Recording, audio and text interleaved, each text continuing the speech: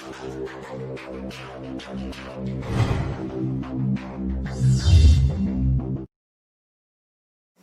students, in this video I will tell you the first gas law, that is your Boyle's law. So the statement is at constant temperature and the number of moles, your volume of a gas will be inversely proportional to its pressure. That is the statement and that is its mathematical representation. That if you are keeping temperature and number of moles constant, then for a gas volume will be inversely proportional to its pressure. Right? Now you can write it as PV is equal to constant. Right? So this product will remain constant, P into V. Now you can write this equation as P1 V1 is equal to P2 V2. So these are the two forms. This is the first equation. This is the third equation. Now I will tell you one more form of this first equation. So if you will take log on both sides, taking log on both sides. So what will you get? After taking log, you can write it log P.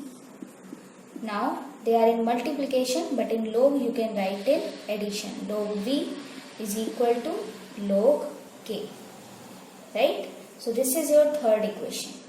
These three equations are important. So you can take the screenshot or you can write these three equations, because when we will do some numericals, so and most important, I will discuss some plots with you, because in the exams they can ask you the numerical question based upon these three equations, and as well as they can ask you plots. So for both of them you need to keep in mind these three equations. Okay, so after doing these three equations,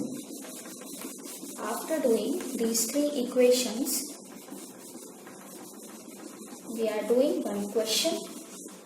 That question is, that is your sample question. A sample of hydrogen gas, a sample of H2 gas, a volume of 25 liter, a volume of 25 liter under a pressure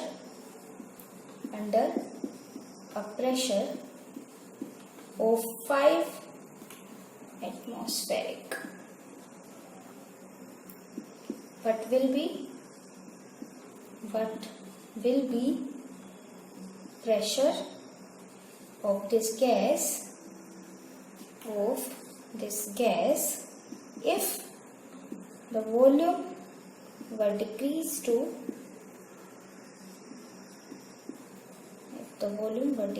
to 5 liter. So this is the question. How can we solve this? See, I told you the three equations. The first equation was PV is equal to K, constant. Second equation I told you P1 V1 is equal to P2 V2. So if you will see this equation, in this question, you just see this. We have this volume at this pressure, right? Then they are giving you one more volume and then they are asking the second pressure. So easily we can use this equation and we can do this numerical. See, P1 V1 is equal to P2 V2. So at the place of P1 V1 I am using these two things. P1 is your 5, then V1 is your 25 liter. P2 we need to solve and V2 they have given 5. So by solving you can get your answer, right? So this is very easy law. If you know the equations, then easily you can solve the numericals. Now most important part, the plots I will tell you. Okay, plots or graph. So plots we will discuss based upon again three equations. First equation was PV is equal to constant. Second, P1 V1 is equal to P2 V2. all the times we need to keep in mind these three equations. Third equation was your log P is equal to minus log V plus log K, right?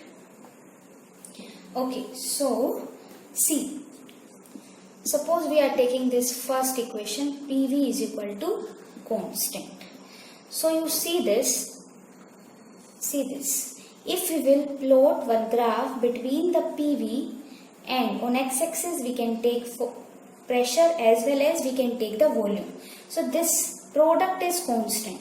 That is why in this plot we will get one straight line and that will be parallel to your x-axis. Okay, so PV versus P or PV versus V, the same plot you will get. So in the competitive exams, generally they are asking the plots. So you please keep in mind that if you are taking the plot between PV and P or V, so you will get one straight line and that will be parallel to your x-axis.